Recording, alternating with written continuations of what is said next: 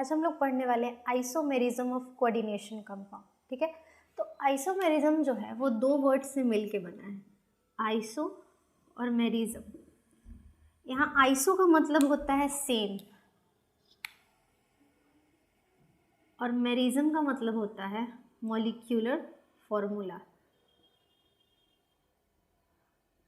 जब molecular formula same है तो डिफरेंट क्या होगा?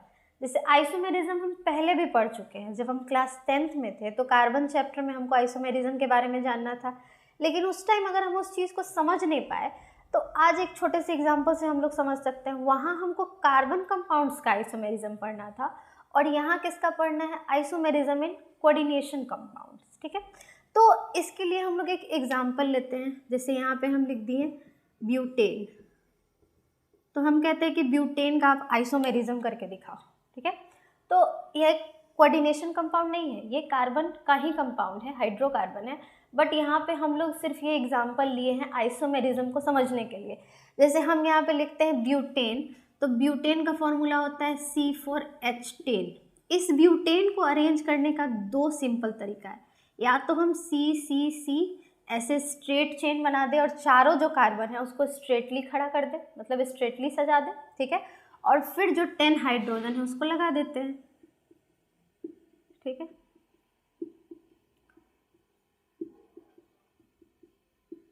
एक और तरीका क्या है, सेकंड, ये हो गया मेरा फर्स्ट स्ट्रक्चर, और सेकंड स्ट्रक्चर जो हम लोग इसका बना सकते हैं वो कुछ इस तरह से बना सकते हैं, मतलब 3 कार्बन को सीधा खड़ा कर दिए। ठीक है, सीधा, और उसके बाद एक को क्या करते हैं, हम नीचे अटैच कर देते हैं सेकेंड कार्बन से।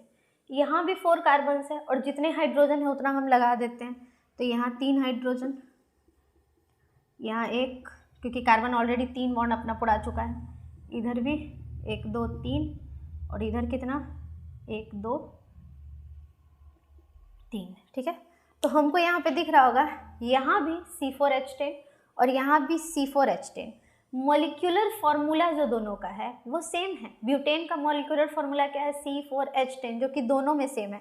लेकिन अगर हम बात करते हैं स्ट्रक्चर का, तो दोनों का स्ट्रक्चर क्या हो गया? डिफरेंट हो गया। ठीक है, ये हाइड्रोकार्बन का आइसोमेरिज्म था और हम किसका आइसोमेरिज्म पढ़ने वाले? कोऑर्डिनेशन कंपाउंड का। लेकिन क्या आइसोमेरिज्म का मीनिंग बदलेगा? नहीं। वही चीज़ अगर हम लोग कोऑर्डिनेशन कंपाउंड या फिर कोवेलेंट कंपाउंड के लिए पढ़ते हैं तो उसको हम लोग आइसोमेरिज्म कहते हैं, और अगर आयनिक कंपाउंड में यही सेम फेनोमेना हम लोग पढ़ेंगे तो उसको हम लोग कहेंगे आइसोमॉर्फिज्म। लेकिन हमको यहाँ पे किसका पढ़ना है? कोऑर्डिनेशन कंपाउंड का। तो स्टार्ट करते हैं। ठीक है, कोऑर्डिनेशन कंपाउंड का जो आइसोमेरिज्म है वो 2 पार्ट में बटा हुआ है। एक को हम लोग कहते हैं स्ट्रक्चरल आइसोमेरिज्म और एक को हम लोग कहेंगे स्टीरियो आइसोमेरिज्म। अब जो स्ट्रक्चरल आइसोमेरिज्म है, नाम से ही पता चल रहा है कुछ ना कुछ स्ट्रक्चर से रिलेटेड होगा। ठीक है, और स्टीरियो, तो कॉम्पिटिटिव पॉइंट ऑफ व्यू से स्ट्रक्चर थोड़ा कम इंपॉर्टेंट होता है और स्टीरियो ज़्यादा इंपॉर्टेंट होता है। ठीक है, तो स्ट्रक्चर यहाँ पार्ट के भी पार्ट है। आइसोमेरिज्म कोऑर्डिनेशन कंपाउंड में कितने पार्ट में बटे? 2, स्ट्रक्चरल और स्टीरियो। और स्टीरियो भी जो होते हैं वो 4 पार्ट्स में बटते हैं। ठीक है, इसके 4 पार्ट्स होंगे ionisation isomer, hydration isomer, linkage isomer, और लास्ट होता है कोऑर्डिनेशन आइसोमर। इसको हम लोग ऊपर नीचे भी पढ़ सकते हैं, पहले कोई और बाद में कोई और, ऐसा कोई इसी सीक्वेंस में इसको पढ़ना ज़रूरी नहीं है। ठीक है, दूसरा आते हैं हम लोग स्टीरियो आइसोमेरिज्म। स्टीरियो आइसोमेरिज्म जो है वो 2 तरह का शो होता है। एक को हम लोग कहते हैं ज्योमेट्रिकल आइसोमेरिज्म और दूसरे को हम लोग कहते हैं ऑप्टिकल आइसोमेरिज्म। ठीक है, अब हम एक एक करके देखेंगे स्ट्रक्चरल आइसोमेरिज्म के सारे पार्ट्स को। अभी हम लोग क्या देखने वाले हैं? आयोनाइजेशन आइसोमर को।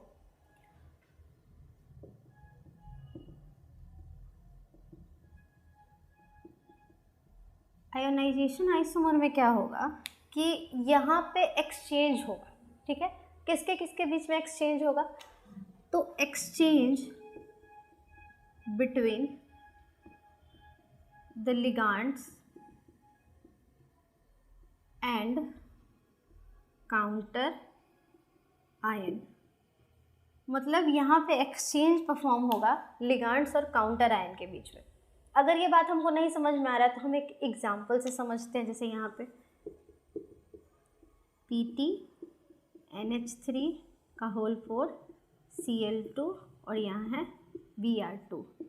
अब यहाँ पे जो Cl2 है वो एज ए लिगांड है और Br2 जो है वो एज ए काउंटर आयन है। ठीक है, हमको यहीं पे एक्सचेंज परफॉर्म करना है। तो एक बार इसको हम लोग इस तरह से लिख सकते हैं, क्योंकि आइसोमेरिज्म का मतलब ही क्या होता है, मॉलिक्यूलर फार्मूला, यानी जितना Cl यूज़ हुआ है, जितना Br यूज़ हुआ है और जितना NH3 यूज़ हुआ है उतना ही यूज़ होना चाहिए। बस हम उसका स्ट्रक्चर चेंज कर सकते हैं, फॉर्मूला नहीं चेंज कर सकते हैं। तो यहाँ पे हम लोग क्या लिए, PTNH3 का होल 4 Cl2 और Br2 को रखे एज अ काउंटर आयन।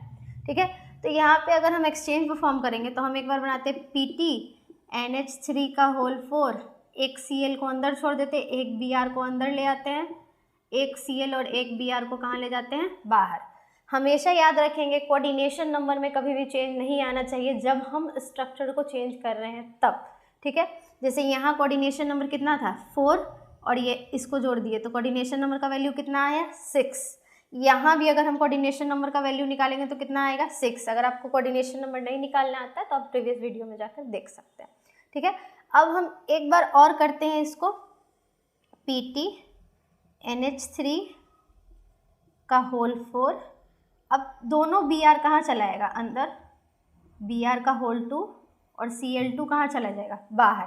तो इस तरह से हम क्या किए, पहले एक Br को अंदर किए और एक Cl को बाहर किए, फिर लास्ट में हम क्या किए, होल Br जितना भी था वो अंदर चला गया और Cl2 जो था वो बाहर चला गया। तो इस तरह से एक्सचेंज परफॉर्म हुआ किसके बीच में, आयंस, काउंटर आयंस, और किसके बीच में, लिगांड्स के बीच में।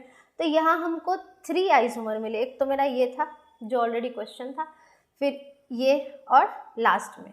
तो हम इसको कितने तरह से लिख सकते हैं, 3 तरह से लिख सकते हैं। आयोनाइजेशन आइसोमर में एक जो बहुत ही ज़्यादा कॉम्पिटिटिव एग्जाम में चाहे कहीं भी पूछा जाता है वो होता है आयन टेस्ट, जिसको हम लोग शायद ध्यान नहीं देते हैं। अब ये आयन टेस्ट क्या है, आयन टेस्ट काउंटर आयन का टेस्ट है। ठीक है, इसमें 2 तरह के आयन्स का यूज़ होता है, जैसे कि हम लोग 2 तरह के आयन को as a counter ion consider करते हैं। जैसे यहाँ पे क्या था, Br2 किस ग्रुप का है, हेलोजन ग्रुप का, तो इसको हम लोग कह देंगे हेलोजन आयन। और अगर हम बात करें SO4-2 तो यहाँ क्या हो जाएगा, सल्फेट आयन। तो 2 तरह के आयन्स का क्या होता है, आयन टेस्ट होता है। एक होता है सल्फेट आयन जिसको हम लोग कहते हैं SO4-2 और दूसरा आता है हेलोजन आयन। हेलोजन आयन में सब आ सकता है, क्लोरीन, ब्रोमीन और आयोडीन। फ्लोरीन नहीं आएगा क्योंकि वो हाईली रिएक्टिव होता है, तो उसका हम लोग यहाँ यूज़ नहीं करेंगे आयन टेस्ट में। अब आयन टेस्ट में आखिर परफॉर्म क्या होने वाला है, तो आयन टेस्ट में ये होता है कि SO4 जब मेरे पास है तो इसको हमको टेस्ट करना है। तो इसको टेस्ट बाय, इसको किससे टेस्ट करते हैं, BaCl2 से टेस्ट करते हैं। और इसको टेस्ट करने के बाद प्रिसिपेट जो निकलता है वो निकलता है BaSO4, जो कि किस कलर का होता है, वाइट प्रिसिपेट होता है। ठीक है, और अगर हम लोग को हेलोजन आयन को टेस्ट करना है तो हेलोजन आयन को टेस्ट करने के लिए हम लोग डालते हैं AgNO3 को, और ये AgNO3 एक्सेस अमाउंट में होता है हम लोग के पास, जिसको हम लोग हेलोजन आयन को टेस्ट करने के लिए डालते हैं। और यहाँ जो BaCl2 भी डालते हैं ये भी मेरे पास कैसा होता है, एक्सेस अमाउंट में होता है। AgNO3 को हम लोग डालते हैं ताकि हम हेलोजन आयन को क्या कर सके, टेस्ट कर सके। तो जब AgNO3 डालते हैं तो प्रिसिपेट के रूप में क्या निकलेगा, AgCl, यहाँ क्या निकलेगा AgBr, और यहाँ निकलेगा AgI। ठीक है, सिल्वर का क्लोराइड, सिल्वर का ब्रोमाइड और सिल्वर का आयोडाइड। अब इन सब का हमको कलर पढ़ना है।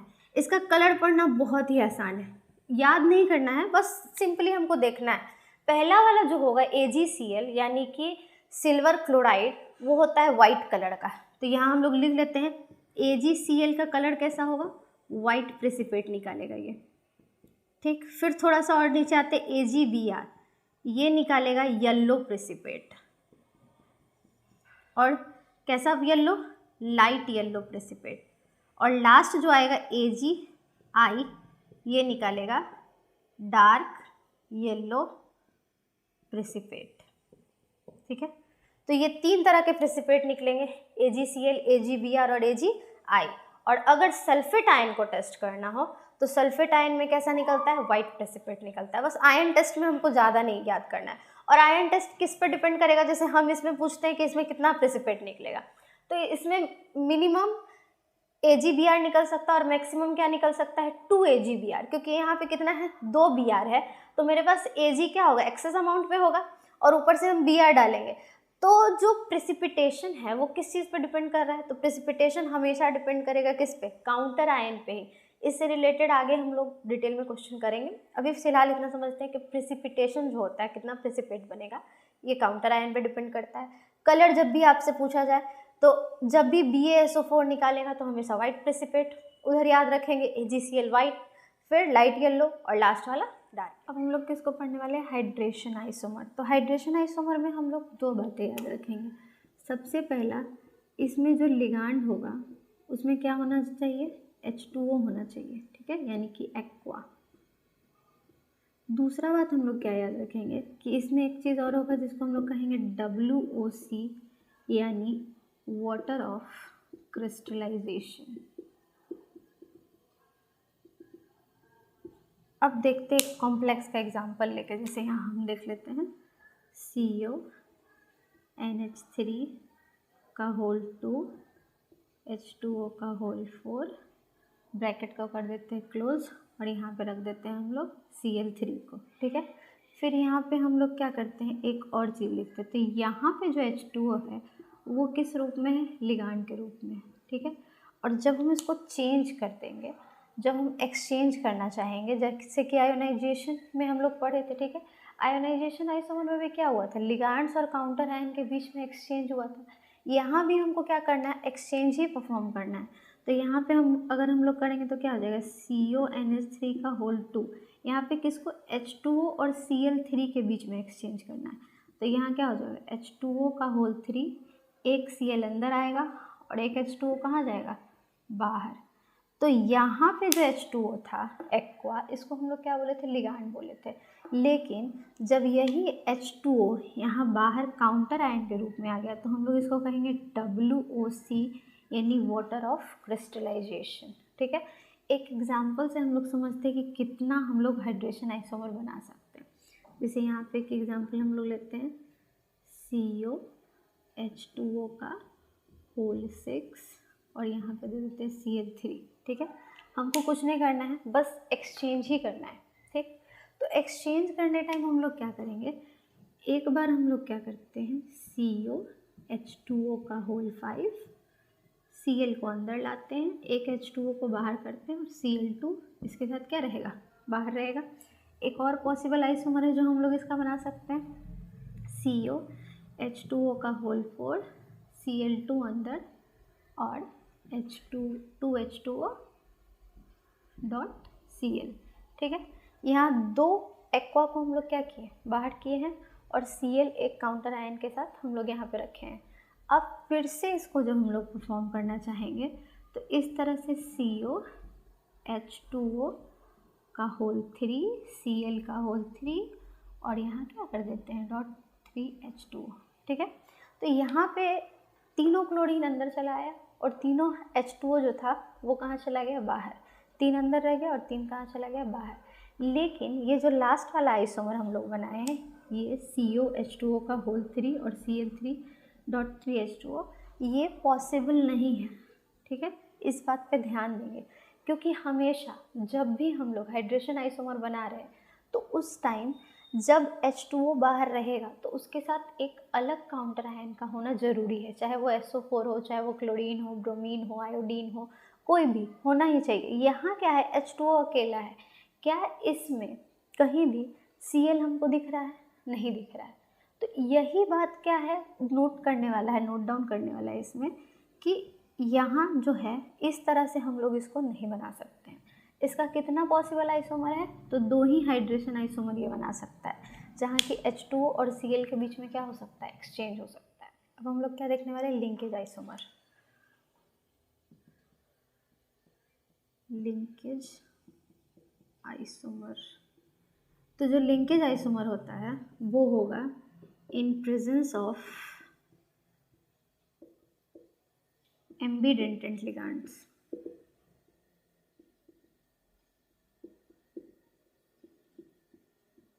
अब हमको यहाँ मीनिंग समझना होगा किसका, एम्बीडेंटेंट लिगैंड्स का। तो एम्बीडेंटेंट लिगैंड्स कैसे लिगैंड्स होते हैं, इसको हम एक छोटे से एग्जांपल से समझते हैं। जैसे कि एम्फीबियंस, हम लोग बायोलॉजी में पढ़े होंगे एम्फीबियंस के बारे में।